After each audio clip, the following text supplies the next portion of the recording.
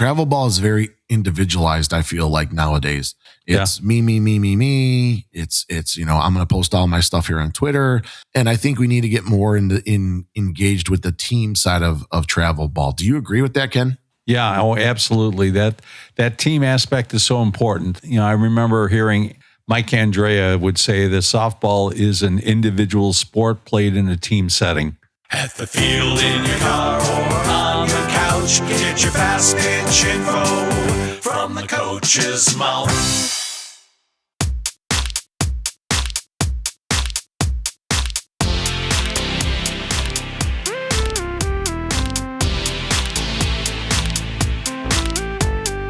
Welcome to the From the Coach's Mouth podcast with your hosts, Jay Bolden and Ken Kraus.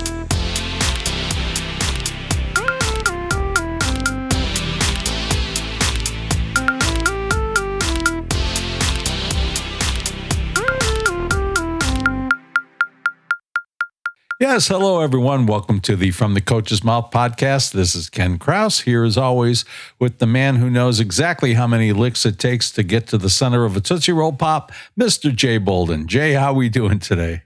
I'm doing well. It's 4,321. Thank you. Thank you for clearing that up.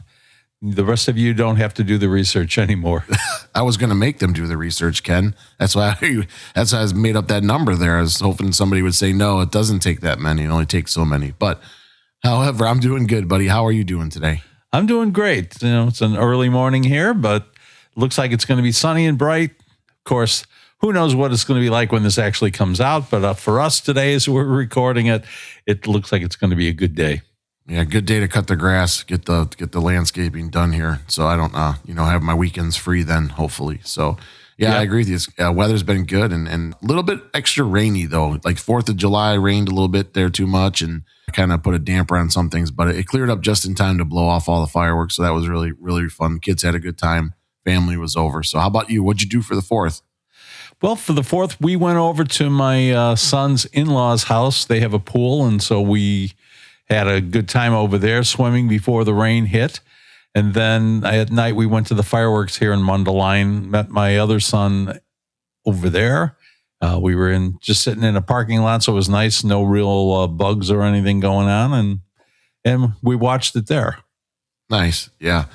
Yeah. The bugs have been a little crazy with all this rain, but we plowed through it and got the fireworks lit off. So I'm glad you had a good time. So wanted to talk to you a little bit here, Ken. As most people can tell, I think it's just you and I today, which is awesome. We've had a lot of great guests, and I think it's time for us. Tryouts are pretty much predominantly over now, and a lot of people have new teams. And I thought today we could talk a little bit about settling into that new team and maybe give some parents and some players some advice as to how to connect with your new travel team or new people on your travel team. What do you think about that? I think that's a good topic. Always can be tough. I mean, some people are, just naturally able to get into any new situation and enjoy themselves and fit in right away. But I think for a lot of kids, it's a little awkward. You go from somewhere somewhere you're comfortable and familiar. Maybe you were the top dog on that team and you did an upgrade. And so now you have to kind of find where you fit in again. Or, there are certainly situations where the team fell apart or they just decided to move on. Maybe they went from rec league to travel ball, and that's all a new experience. So, yeah, I think that's a good topic, Jay. Awesome. I think, too, on top of that, too, I think we need to talk a little bit or give some help to some of the coaches, too, because, your team chemistry is important. And I think you want to try to find a way to get those kids together early so that they can kind of bond, maybe it's even outside of softball. So let's touch a little bit today too, not only for parents, players, but a little bit on the coaches too, is some ideas of things that they can do when they got a new team going on. All right. That sounds good to me. All right. You want to start first or you want me to go first? Why don't you go first? All right. So let's start here with just parents. Like I always like to start with the parents because, you're the person more times than not that are driving your kid to and from the games, to and from the lessons and all that good stuff. So I think one of the things you can do with as a parent is make sure that when you're there and you're dropping your kid off at practices, if you're inside and you're watching them, make sure you sit by some of the other parents and just have some conversations with them. Talk to them about the team or things that they like to do. I think making a connection with each other as parents is important. You never know when you're going to need to ask another parent to give your kid a ride if they need to make it to practice or so on and so forth. So I think getting to know the parents on the team are super important. That way, especially if you're a new parent, you can ask them a little bit about like, hey, what are the coaches like? What are these practices like?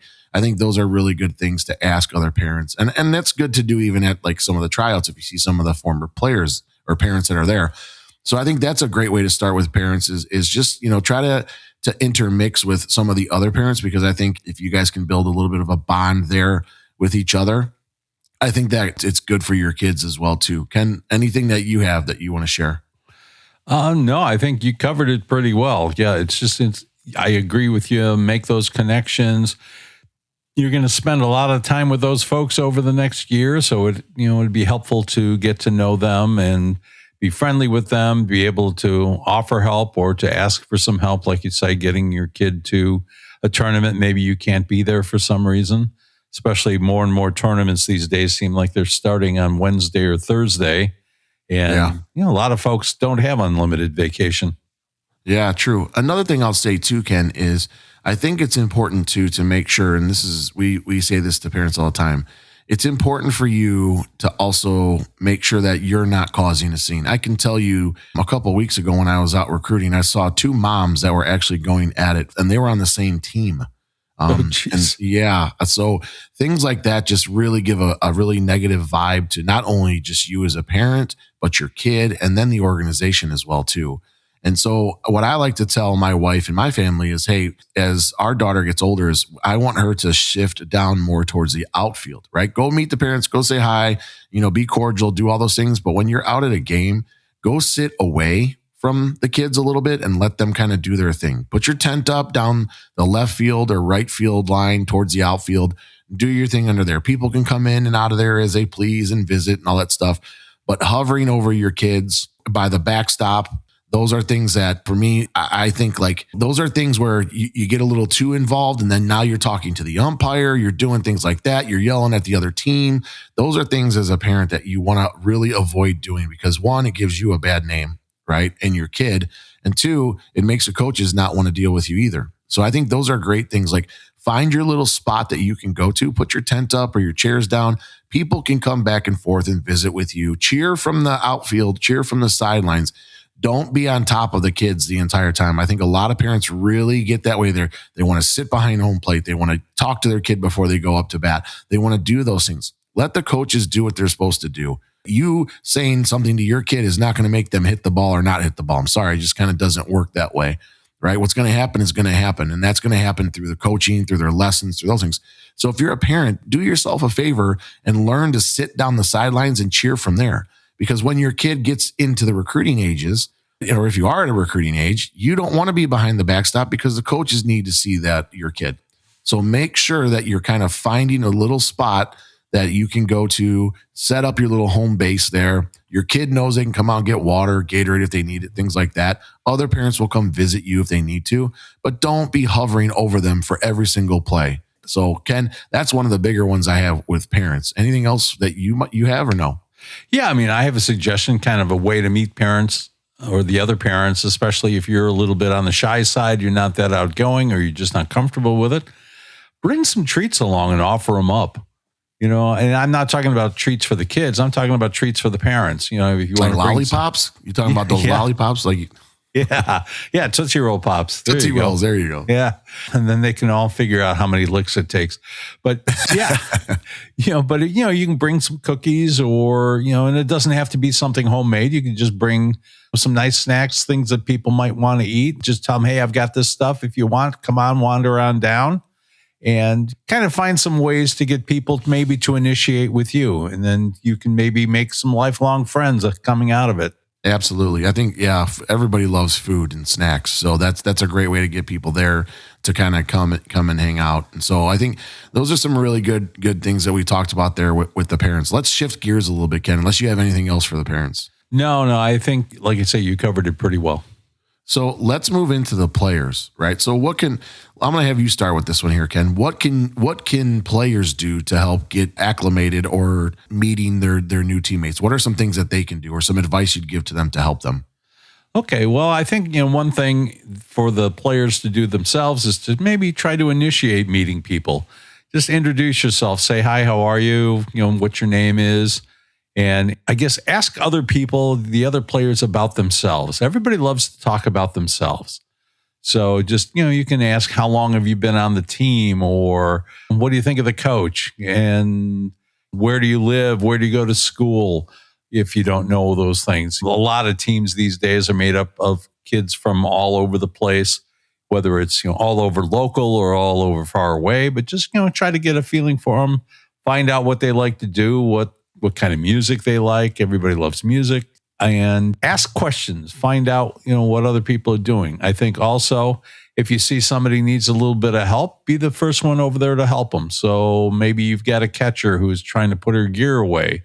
Just wander over there and pick up some stuff or hand it to her, and you can chat with her as you go along.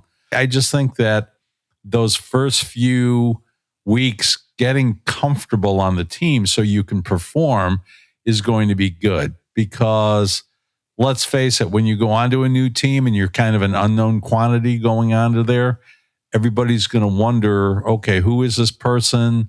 How are they going to contribute? What are they like? And you're going to feel that pressure. You're going to feel, oh, gee, even if you were a 600 hitter on your old team, that doesn't necessarily mean you will be now. And if you get nervous or if you're worried about how you're going to do, it's going to become a problem. So you just really have to kind of get to know people, get to your comfort zone as fast as you can get so you can perform at a higher level. No, that's great. That's awesome. I also think, too, one of the things that kids should do is, and I'm talking more like when you're new, you're probably at your first practice, is ask somebody different to be your throwing partner for the first couple of weeks, right? Like, I think that's just a great way for you to get, or if you're doing a drill, ask somebody else to be your partner, just so you're getting to meet these new kids or these new people and to make them feel, at home. Or, for you, if you're the new person, to get to know some of these new kids that are on the team. I think that's a great way for you to, because you're going to be talking a little bit when you're throwing and warming up. So I think that's a great way for you to kind of break the ice with people, because one, you got to work on your skills, and two, you're also, trying to meet new people, and then try to switch that up.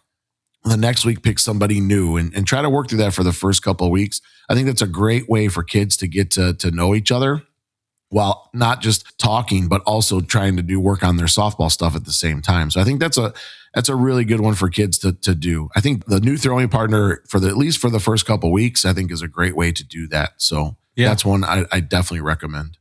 Yeah. And I had another thought with it too, is that, all right, so if you're already on the team and you want to have a leadership type of position, go out of your way to welcome those new kids on there that you understand they're going to be uncomfortable, and kind of take them around.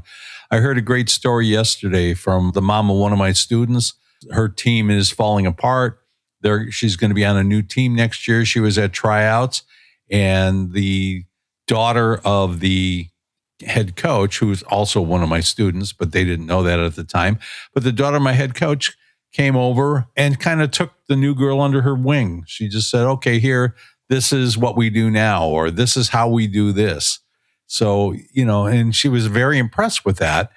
And I think that that's a great thing, to show that leadership and to welcome these people in and get them comfortable with where they are. So if you are already on a team and you see that new girl, understand she's going to feel a little awkward, a little unsure going into it. Help her out, and that's just going to elevate you as well. Yeah, for sure. That's great. The leadership role is huge, especially for trying to bring new players into the mix too. So I'm sure they'll also probably at some point set up their own little kind of group me, or whatever they do nowadays. I don't know if it's like Team Snap or whatever, so that they'll be in there. So make sure you're being active in that as well too, and making sure that you're sharing information and those things too. My kid likes to always invite people over for play dates or whatever. Like, hey, can I go to so-and-so's house during the day, or can she come over here and we do whatever? So, I think that's, a good teammate is doing that. And I think just remember they're teammates first, right? Like, and you're trying to be friends with them, but you have to also have that kind of, how can I say this? You also have to have that separation between those two as well. Like understanding that, you know, a teammate can be a good friend, but you also have this other set of friends too. And you don't want to try to intermix those two. Personally, I think it's better if you understand, like, okay, these are my softball friends, these are my school friends, these are those here. And I think that, you know, especially for the younger ages, like around my kid, I think that's my kid's age. I think that's very important for them to understand. Like, you don't have to intertwine those, right? Like, have your softball friends, have your school friends, do stuff with both of them. It's okay to tell someone no on this side to do something with that side, and vice versa. So I think that's, you know, something that's good too. So make time for your teammates. I think most of the time you're spending with your teammates is going to be on the weekends, during the tournaments, during the practices, and the downtime between tournaments, right? Between games on tournaments. So I think that's a great place for you to really bond with your new teammates too, especially if you're playing friendlies or you got a first tournament coming up soon in the fall. Between games, find something to do with them, whatever that is. Maybe it's just even go to the concession stand or just hang out in their tent with their family. I think those are some really good things I would tell you to do to try to get acclimated and get used to this team. Yep. Another thing to keep in mind, if you're going to do an event, you're inviting teammates to come to it. Let's say there's a carnival in town and you're going to go to the carnival. Invite everybody. Okay. Don't just invite the people you're closest to, because if a couple of girls get left out, that creates more rifts than anything I can imagine. I've seen it happen before. It doesn't cost you anything. If there's somebody you don't especially care for, you don't have to necessarily hang out with them the whole time, but bring everybody along, give everybody the option of coming. Or if you're going bowling or something like that, that feels like an unofficial team event, that it's the girls from there, because the girls are going to question it. And certainly the parents are going to question, why was my daughter left out? And it just creates problems. Yeah, you're 100% correct. It always does. It always causes drama, which you don't need. So I think we're pretty good on advice for the new players, Ken. How about we give some advice for the coaches that have these new players on their team, and some things that they can do to kind of help them feel welcomed and get to know new players? Okay, well, I've got a game, and this isn't something I came up with. I saw it in a book or at a clinic or something a long time ago. But, you know, you have that team meeting. You get everybody together off the softball diamond just to kind of get to know each other. Here's a great thing. So you have a bowl of M&Ms or a bowl of Skittles, whatever you want to put out, something, you know, Reese's Pieces, something that's small. Okay, and you tell each girl, say, here, just pass the bowl along. Each one of you take as many as you like. And there's no limit. There's a big bowl. So they all take however many pieces they want to say, but don't eat them yet until everybody gets them. Okay. Until I tell you it's all right. So everybody picks them out, and then you say, okay, here's what we're going to do. For every candy you took, you need to tell us something about yourself. So the girls who grabbed a big old handful of it, they may have 12 of them there. They're going to have to come up with 12 different things about themselves. Those who were a little reluctant and just took a couple, they only have a couple to do. But it's amazing, you know, and they're going to all laugh. And it's a lot of fun. It's simple, but it's fun. And it's a good way for them to start to get to know each other. I think that also, you know, just kind of finding things that are non-softball. If you can get the group together and say, hey, tell us something about yourself. What do you do when you're not doing softball? What do you like to do? Did anybody do dance, or did you play other sports, or is anybody involved in theater or music? Is, you know, play an instrument? Just trying to find out those things and humanize each other rather than just being kind of, that's my first baseman. I think that helps a lot too. What do you think of that, Jay? Yeah, I think it's great, Ken. I think that's awesome. And that's something that people should do all the time, like the M&Ms or the Jolly Ranchers or whatever it is. I think that's a great way to do it. Plus, everybody loves candy. I mean, especially the kids. So, no, that's a great way to do it too. And I agree with you. I think it needs to be outside of the softball setting. It doesn't have to be in the softball setting where we're trying to get to know each other. I think one thing that you can do is really try to focus on mixing up the team as much as possible. So like, if I'm a coach and we're going to do our first week of practice and we're going to do this drill, I want to try to mix it up and take some new kids and put them with some of the older kids. And I want to be conscious about that. I want to do that on purpose, because I want to make sure they're having a chance to get to know each other. If we're doing hitting on the second day of the week and we're partnering up, then I'm going to put these two kids with this kid, and I'm going to be conscious about that because I want it to be different than what it is, so kids get used to each other. Because we know they're going to be doing their drills, but they're also going to be talking because they like to do that stuff in between there, which is fine, right? There's got to be time for that socialization. Another thing, Ken, and I really like this too, is at least we do this, is we always try to give them the last 10 or 15 minutes just to kind of sit after we pick up the equipment, like sit and hang out and talk. Like there's nothing wrong with that. Just letting the kids sit there and just talk after practice is over, and giving up 10 minutes of your practice time or 15 minutes of your practice time to allow that to happen is not like, oh, we're not being efficient. No, you're actually doing what you should be doing. And those are great things for kids to have an opportunity to meet and hang out with each other and get to know each other when practice is over. And I think those are important things. So like at our hitting, when we do hitting in my facility, we'll do that once a week. At the end, we'll clean up, and then the last 10 minutes or 15 minutes are just sitting down, hanging out with each other, and coaches are talking too. And it's just a good time to connect. And I think you have to make moments and opportunities for these kids to connect with each other, because if you don't, then that's where that disconnect is happening, right? So finishing practice 10 minutes early, 15 minutes early for kids to hang out is just, I mean, I think that's a great thing, and it actually helps your team culture. What do you think about that, Ken? Yeah, no, I totally agree. And I was going to say that when I would have a team, and I would always try to do even during the middle of the year, the end of the year, but try to break it up so that it isn't always the same kids pairing up to throw. Going back to what you were talking about earlier, say, okay, everybody, you need to find a new partner. Or I would let them select naturally and say, okay, this line on the left side, everybody shift down one, the one at the end, run down over here. So they pick their partners, they pick their people, they always do, and then it kind of forces them to work with somebody else. And I found that to be very effective as a simple way of getting them to know each other. And like I say, sometimes, it would just be, all right, before we start, everybody make sure you pick somebody you haven't thrown with this week. That throwing time, a lot of times that's chatter time as well.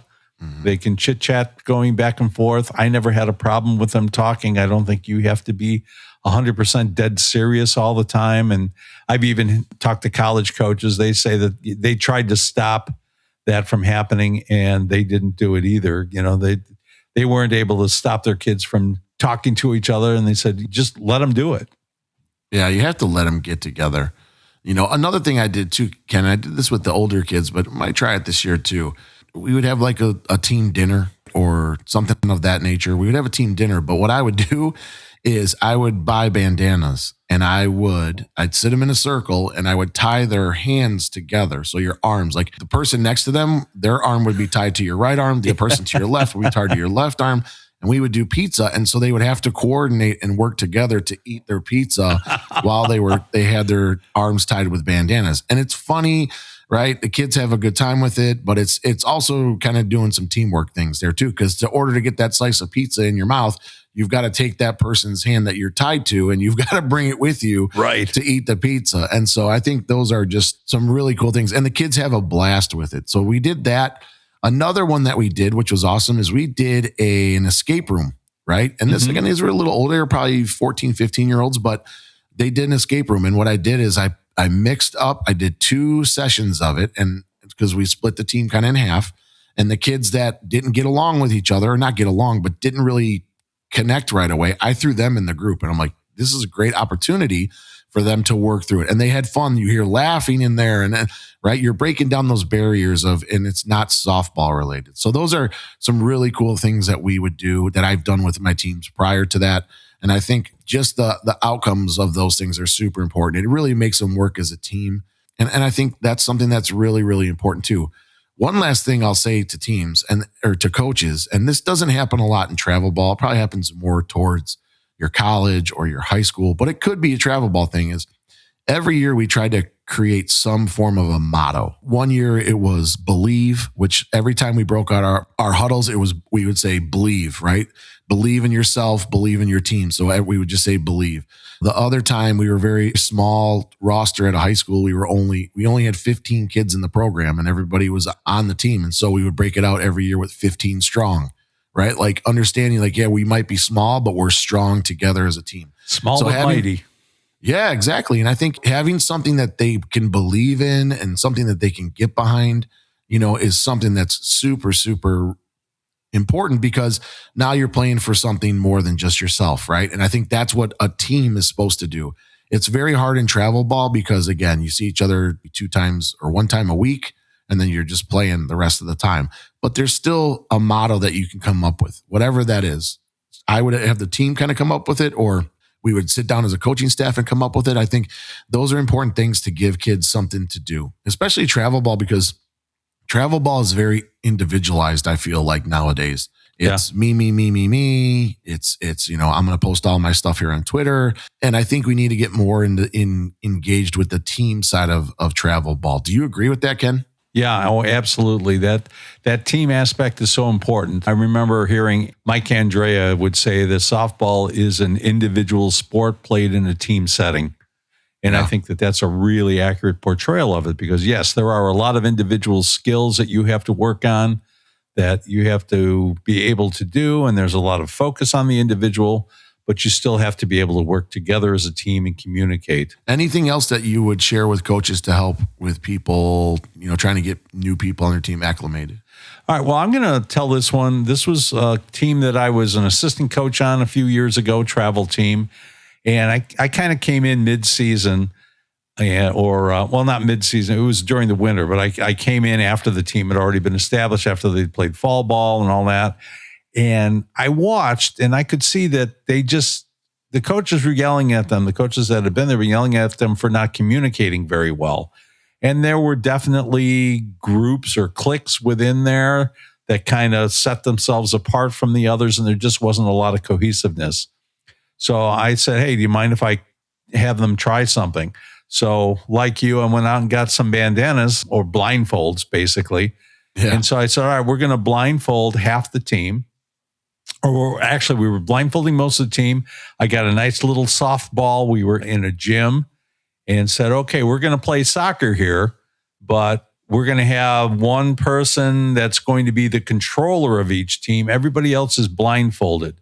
So you're going to have to call the person's name out, tell them which way to go, do all of these things. And it got them the idea of how to communicate. And of course, first it was an incredible disaster. But as they started to learn how to communicate and coordinate, they started moving the ball around a little bit more, and they were having a lot of fun. I think the only downside to that was there were a couple of times when somebody just, was like, okay, shoot. And they just wound up and they just slammed into that ball and right into someone who was right in front of them. And the person in front of them had no idea the ball was coming. But it was a fun game, and it got the point across. And from that point on, they worked together better and they communicated better. So, that's one idea of what you can do, but just kind of take a look at what does your team need and find maybe an outside the box solution to it. So you make it fun, you make it unusual, and it'll be a lot more effective than just screaming at them. You guys got to communicate. Yeah. Yeah. That's a good one. Actually, it's really good. I would say this too, Ken, one last thing for me is I think that one thing that you can do is try to make the most of the opportunity. So like if you're like, we did this year and I thought it was really good, and I hope that we do it again, but we do it earlier in our season, at least in the summer.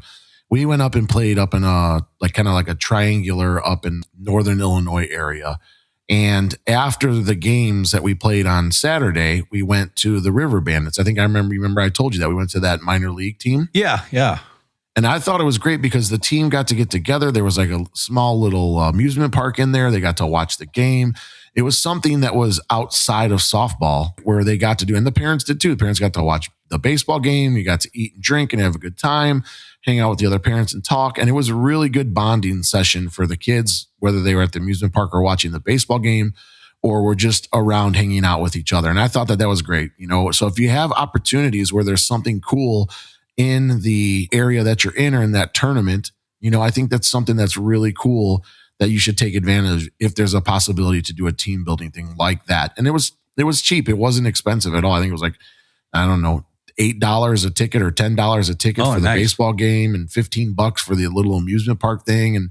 And so it was a great opportunity for the kids to kind of bond and all that stuff. So if you have an opportunity to do that in a location where you're playing a tournament, by all means, try to set that up as coaches. Like it was great. Our head coach set it all up, got the tickets discounted, all that stuff. And it was great. So if you get a chance to do that as a coach, it pays off in the end because the kids really enjoy it and they remember those things.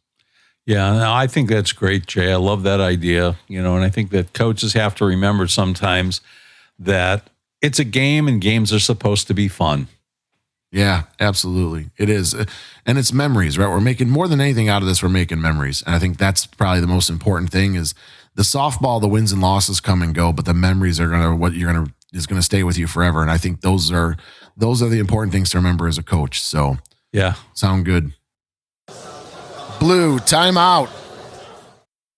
Hey, Jay, on a scale of 1 to 10, how important do you think brush contact is for pitchers? It's pretty high up there, Ken. Probably a 10 since it's hard to get maximum speed or accuracy without it. Yeah, I agree. But have you ever had a student who struggled to get good light brush contact? Sure, all the time, in fact, especially when they've been taught hello elbow and are trying to throw around their hips, or they're sliding their hips out of the way doing that crazy ninja move. So what do you do when you run into that situation? Keep railing on them until they get it right? I used to do that a lot, but then I learned about a product called Pitch Squeak, Ken. Pitch Squeak? What's that? It's a cool little armband with a squeaker inside of it. Like a dog toy? Yeah, kinda. So how does it work? Well, you slip the armband onto the pitcher's forearm and you set it so the squeaker is where the brush contact should happen. Then, when the pitcher goes into release, she tries to get it to squeak, like this. If she makes it happen, she got brush. If there's no sound, she knows immediately and can make a correction. Wow, cool. So she gets immediate audible as well as tactile feedback. Oh, there you go again, showing off with those big and technical words again.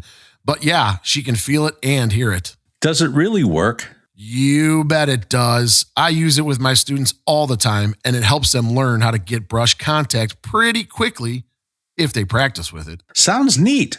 Where can I get one? Oh, it's easy, Ken. Just email support@pitchsqueak.com, and Jason, the inventor of it, and a Polygirl certified pitching coach himself will ask you how many you want and send them right out. I'll do that today. Thanks, Jay. What's that address again? Oh, you bet, Ken. It's support@pitchsqueak.com. One more time for those of you who are listening, support@pitchsqueak.com. And don't forget to mention in the email that you heard about it right here on From the Coach's Mouth podcast, and you'll receive 10% off. Play ball. So let's switch gears. I know you wanted to talk about a couple things today. We both wanted to talk a little bit about what it's like to be a pitching instructor or hitting instructor. Why don't you kick us off a little bit today, Ken, with this one? Okay, well, this one was actually a listener request. So, Jill, this one's for you. She had asked about this and said that, a lot of times people don't understand. They kind of come in, they do their lesson, they leave, and they don't really understand, kind of what goes into being a private coach, and whether it's a pitching coach, hitting coach, fielding, throwing, whatever it is, that there's more to it than just what you see during the lesson. And I think that that's an important part of understanding who you're dealing with and remembering that that's a real person and a human person as well that has a family who they're giving up their time with their family for it. I think that's one of the things to know is that pitching coach or that hitting coach or whatever, every minute that they're spending with other people's kids, there's time that they're not spending with their own kids. And that's one of the challenges is finding that balance, because if you get any good at this at all, people start finding out and you get more and more requests, and it's easy for that to creep up. And you say, okay, well, I'm going to do lessons between the hours of 4 and 8 on Monday and Tuesday. And then all of a sudden there's a few more requests and you're like, well, yeah, I'd like to help them out. So now you open up Wednesday, and then you open up, and before you know it, it becomes fairly all consuming. I know that's happened to me before, as much as I try to control it. So that's an aspect of it. Jay, what do you think? Well, I think what you said there is really important. If I could, Ken, I would try to help everybody I possibly could, but I just don't have enough hours in the day to do that. And it really sucks for me when I have to tell somebody no. Yeah. Right. Or I'm sorry, I don't have room right now. And that's kind of what's really going on with a lot of people that I talk to. A good friend of mine out by me out in Valpo out there, Sarah Camp, is the same thing. if I can't fit people in, I'm like, well, see if Sarah has openings. And she's like, I'm full too. And it's so, I think that life balance along with this, and on top of that, I have another job, right? So my main job, this and that, it's like, there's days I'm running on fumes, and again, I don't get me wrong. I enjoy every minute of it, but I think the thing that really, really sucks for me is when I have to tell somebody, unfortunately, I can't take you on. It's not personal. It's just, I don't have the space or the time. And then on top of that, with my daughter's team that's going on and helping them and all that stuff too. And I think people don't realize like what actually goes on and this entails. It's more than just coming there for an hour for us. At least for you and I know you and I, we talk about kids all the time, like that we work with, that we're struggling with, that we're trying to do that. So it's more than just you coming in there for that hour. We're working with our group all the time, trying to learn new things, to continue to learn and grow. And I think those are things that we take out of our time. It's an hour and a half where we're on a call doing that stuff. And there's other times where we're talking to college coaches. We're posting stuff on Facebook and Twitter to help kids get recruited. There's so much more to this than just you showing up for an hour and getting that pitching lesson. And so, but what hurts me the most, like I said, is when I have to really tell somebody no, because it's one of those things where like, man, I'd love to work with this kid, but I don't have the time. And I say this to parents all the time. I can't promise you something I don't have, because if I do, you're not going to be happy with me anyway, because I'm going to cancel on you all the time, or we're not going to get together. So I agree with you, Ken. I think whether you're a hitting instructor, a pitching instructor, any of those, it's more than just the hour or 30 minutes that you're there for your lesson. It's more than that. Trust me. So yeah. It's not just even the formal time that you spend outside of there too. I know that how you are. I know how I am. There's a lot of coaches around that are like this. Is just say, okay, I've got a kid who's struggling, or maybe a kid who's just she's doing well, but she's plateaued. I'm trying to figure out how do I break her out of that. That's taking up a lot of my time just at home, because I want to do a good job for everybody I work with. And so I'm thinking about this all the time, and or I hear something and say, that sounds good. Who would need that? Who can it apply to? So there's, kind of those considerations. There's note taking or making notes afterwards. So I have some clue as to what I'm going to do next time, what worked, what didn't. There's so many of those things. And I don't want to make it sound like when you hear the rock stars complaining about being on the road all the time, going from hotel to hotel, playing in front of crowds of 20,000 people. And it sounds like, wow, why are you complaining? Or actors talking about how hard it is to be on set all day and to be rich and famous. Well, we don't have the rich and famous part, but no, not at all. But, I don't want to sound like, I'm complaining about it, because I love what I do. I love working with the girls and, help seeing them grow, seeing them improve. But at the same time, it can be very draining. There can be a lot of burnout to it, and you have to be careful with that. So sometimes you just have to say no, so you don't burn yourself out. It's funny you say that. I just had a lesson yesterday, and I was talking to one of my clients' mom. She played at NIU back in the day, played for D. That's how we got hooked up with D. And I was like, you know what? I'm about softballed out this week. I've had enough between tryouts and between this and lessons and all, recruiting and I'm about softballed out. Like it's time to unplug for a little bit and recharge the battery, if you will, and just detach a little bit from softball and want to miss it again.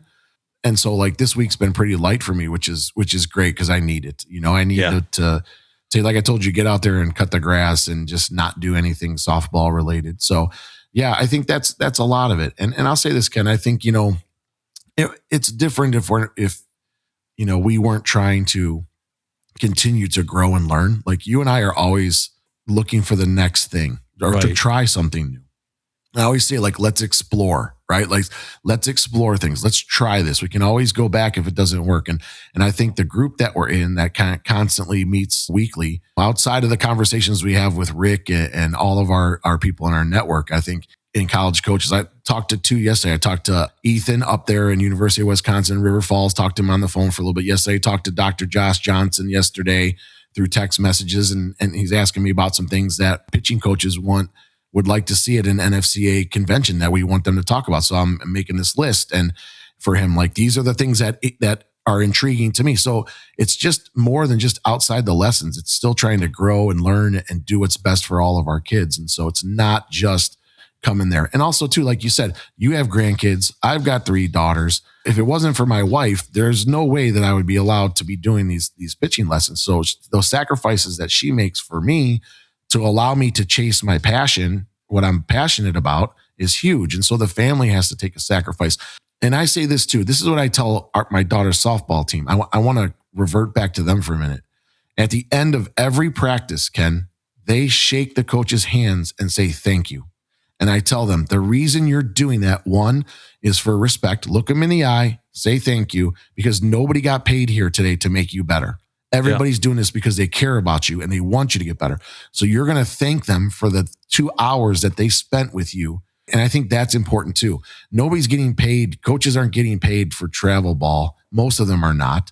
They're there volunteering their time and their money to make your kid better. So as a parent, it might be nice for you to say thank you to the coaches every now and then, which our parents do, right? We have really good parents and they understand that we're here to try to make your kid better, right? And so again, I think those are important things. And like you said, at times it's overwhelming. So the listener that reached out to you about that, couldn't agree with them more. There's times where it's completely overwhelming.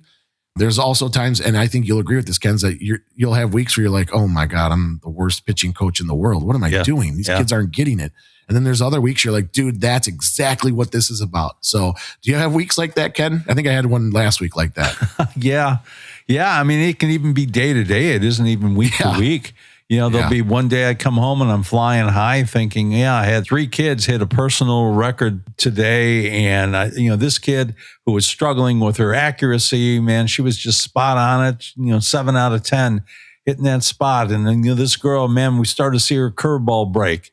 And then the next day you come home and you go, oh my God, what am I doing here? Why am I wasting people's time? I did not get anything out of anybody today. I think that comes back down to the other thing that's kind of important. Not everybody approaches it this way. There's a lot of people out there who do lessons that are very transactional. Yeah. I think honestly, between you and me, I think a lot of times the kids that come home from college and say, here, okay, I'm here. Let's do some lessons with a college girl. I don't know anything, but other than what I've been told, but I'm going to go ahead and do that. And then in 2 months, I'm going to leave. It's very transactional that way. It's a way for them to make some money. Sometimes it's a way for them to give back. So that's good. Other times it's a way to make money. And that's the same thing with full-time instructors as well. But if you're doing it right, in my opinion, you're not just trying to coach the player. You're trying to coach the person or get to know the person, build a personal relationship so that they will accept information more easily, that you feel more of a bond to them.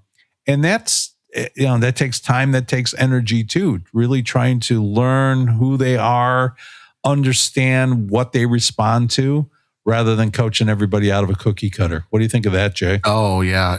I'll say this, Ken, for me, it's honestly not just about the kid, but it's about the families. It really is about the families. So, I do this, but I'll tell others. So when a kid gets committed, they get a banner. The banner hangs up in my facility. They pick the picture of what they want on their banner. They get a copy of the banner. I get a copy of the banner. I pay for it. I hang it up. They get to take it home. And then what I do at the end of the year, and this is coming up in August for me here, what I do is all of my kids who are currently committed, both 26s and 27s, they'll come on a Sunday in August, and I'll have what I call it's a celebration. And I invite their families. They can bring as many people from their family as they want. And I get it catered with my buddy, Tacos and Tamales LLC. He comes out, Randy, whose daughter took pitching lessons from me when she was younger. And he has his little company. They come out and they make all the tacos you can eat. And they come, we sit in my facility, we put tables up, we take pictures. And it's just a way for me to say thank you to these families for allowing me to be a part of these kids' journeys and be a part of their, getting to know their families. And so, last year I had kids from Kentucky come up that I worked with. I had kids from Michigan, so all of my commits every year, I'm doing this. And it's a great way. It's a classy way to say thank you to the parents and to the families for allowing me to be a part of their journey. And it's just great. And the thing with that, Ken, for me, that's when it hits me the most, because I don't think people understand the scope of this, right? Like, you think it's individual. When you have all, I think I'll have, 9 or 10 commits in that room at one time with their families. Then it's the aha moment. You're like, whoa, yeah, you're really making an impact, and you're really helping these kids and these families. And I think that's one of the most powerful things there is. My wife got to see that last year. I think I had 13 kids there last year and 13 families. And my mom and dad, I invited my mom and dad and my wife and my family.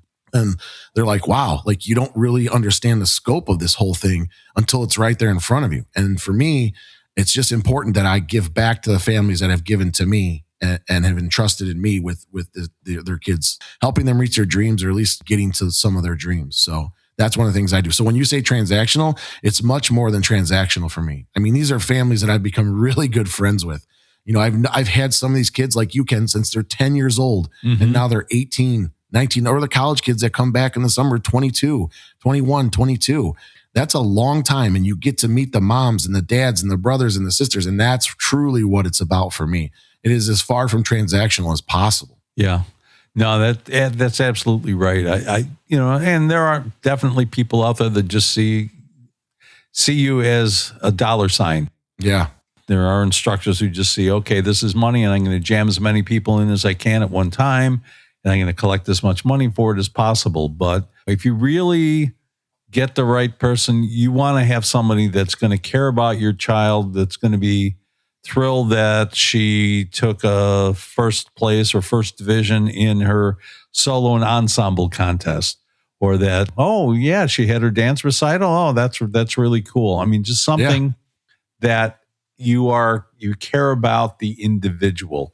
And I think that's what makes a good instructor, going and understanding who the person is and really trying to appreciate who they are as a human being, not just as a bag of bones that's going to throw a ball. Yep, absolutely. That's the kind of thing you want to look for. And then the one thing I would ask parents, and I just want you to keep this in mind, sometimes you feel like, okay, well, it's time to move on, or I want to try something different. Understand that pitching coach has put a lot of him or herself into your child. Don't just do the Irish goodbye, and quit calling, quit scheduling lessons. Just say something. Just say, hey, I know it's hard to do, but say, hey, you know what? I think, we're going to go in a little different direction. Yeah, I'm sad to see that go. I always feel like I failed them a little bit if they're leaving, but at the same time, at least it's nice to get that closure with it and to know for sure that, okay, this person has moved on, and that opened up a space, and someone who wants to come in now, that's available, rather than trying to hold a space for a kid that's not going to come anymore.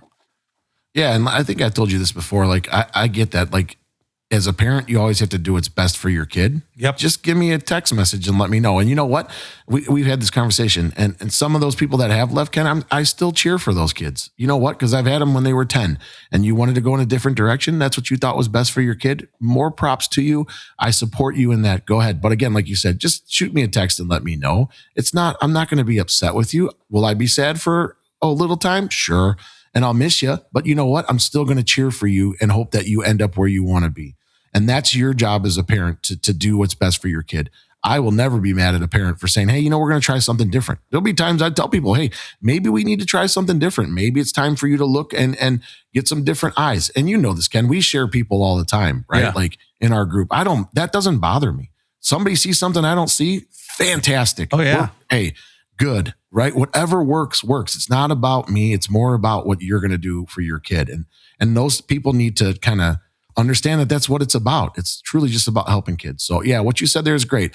The text letting us know would be great. Those are great things instead of not responding to that. So yeah, and I always look at it. It's a little bit of karma for me when somebody just kind of does the Irish goodbye, because honestly, when I was dating, I was not real good about if I wasn't interested anymore, I was not real good about saying, hey, this is it. I was more, they'll figure it out eventually. Okay. So all right, you get what you put out there. True statement. All right, Ken, anything else there you want to talk about? It's one last thing I want to talk about, but I want to make sure that you're good on this, that we've covered it. No, I think that pretty much covers it for me on that topic. Awesome. So I want to switch gears just a little bit. The NCAA came up with the rule now. It's what is it, Ken? You said it the best. It's the 5-for-5 or 5-4-5. Is that right? Is that how they say it? 5-for-5. Yeah. Okay. And so this is definitely making some waves with recruiting. So I've seen a lot of 2027s now that are struggling to find homes because of what's going on. The kids now have that extra year or will have that extra year next year. And so now in the recruiting aspect of things are kind of getting pushed back a little bit. And so what I want to talk about here is, and the reason I want to talk about it is because I feel like a lot of it is Division I or bust. And you and I have had conversations. We've had many guests on this podcast who have given people exactly what it's like to play at other divisions or other levels of softball in college. And so, with this new thing that the NCAA has passed, I think we're going to see a lot of things transitioning where junior college is going to come into play. NAI is going to come into play. D2 and D3 are both going to pick up and come into play. And I wanted to get your thoughts on that, Ken, especially about the D1 or bust. I think a lot of people have this D1 or bust mentality, but now with what's going on, the recruiting is pushed back a little bit here, and you're starting to see the effects of that right away. What are your thoughts? Yeah, we've even had Division I coaches come on here, but they've also coached at other levels, and they don't understand the D1 or bust mentality. It's not, I think it's an ego thing more than anything else. Yeah, if you say you're playing D1, it feels like, okay, I'm playing A-level ball versus B-level ball. And that's not actually the case. There's a lot of great softball that's played at every level from D1 all the way down to, I shouldn't say down to, but all the way through junior college. And, there's a lot of teams that on any given day could beat other teams. Are they going to beat Oklahoma or Texas? Maybe not, but you never know. Sometimes that can happen too. There's just so much good softball out there, and there's a level that's right for everybody. It really depends on how much of your college life you want to have be softball. For some people, if it's D1, you have to understand it's all consuming. That is your life. Those are your friends. That is your life. That's your limitation as well as your opportunity. And at other levels, you've got more freedom. You have the ability to take classes perhaps that take up more time that will give you a better education or take you to your ultimate life goals of what you want to do with the rest of your life, because softball definitely has an expiration date. And for most people, at the most or the longest, it's going to be at the end of their college level. So you want to think, okay, what do I really want to do? And what are the opportunities out there? And where do I want to be? Where do I want to play? Do I want to be at a big school and get lost? Maybe a smaller school is the right thing for you. Maybe you want a different type of experience. You want to be able, like if you're planning on going into nursing, okay, that's very time consuming. And I've known a lot of players who started out playing in college and they went into nursing and then they weren't able to do it anymore. So you have to find out if your major is compatible with what you want to do, playing softball. So the idea that you have to be a D1 or you're not a very good player is not good at all. I think it's the wrong mindset. Yeah. Oh, for sure. We just had our camp there a couple of weeks ago, and it was great because at the end of the camp, we had sat all the campers down and said, okay, any questions? And one of the kids actually asked, what separates St. Xavier or from other things? And, we didn't answer it as coaches. We actually had our current players at St. Xavier there answer it. And one of the responses from one of our kids was absolutely amazing. She said, this is balance. And she was a former D1 player and came to us last year. And she said, at this place, there's balance. It's not softball, school, softball, school.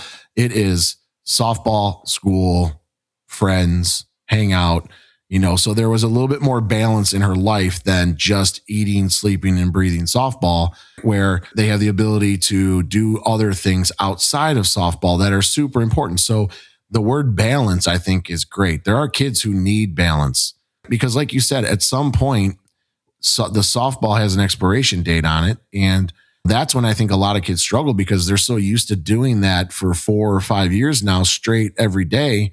When they're done, they don't know what to do with themselves, right? Yeah. And it's a hard transition coming out of that into regular life.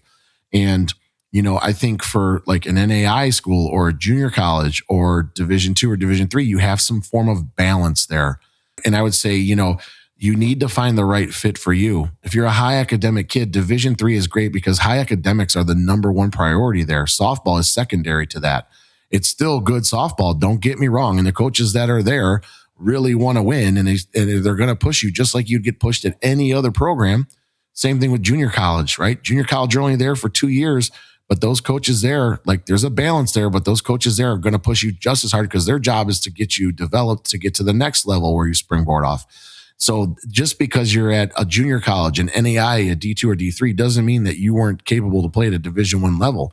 A lot of those kids absolutely are and have been, but they needed more balance in their life because what they were getting either wasn't a great experience because of what was going on with the culture there, or it just wasn't the right fit for them and they needed more balance in their life. But to be a D1 or bust athlete, and that's it, that's the wrong mentality. And especially now with this whole thing going through with the NCAA, you need to look at other alternatives besides just Division I because it's gonna get clogged up really quick. Really quick. Yeah. Yeah. And I think that's the important thing is that when you're all of a sudden fitting 5 years into 4 years of eligibility, now, that becomes a problem. The math doesn't math on something like that. Yeah. And so who's going to get screwed out of it more than anybody else? And that's going to be the players who are graduating. I think, we've talked about this before. We do it around signing day, September 1st of the junior year for the kids. Fewer and fewer kids are actually getting those offers on September 1st now. Yep. And then, you have to change the mentality of saying, oh my God, I didn't get an offer on September 1st. Nothing's ever going to happen. Well, they're picking out of the portal. They've got kids that have an extra year of eligibility without having to redshirt. There's just more people available than there are slots available.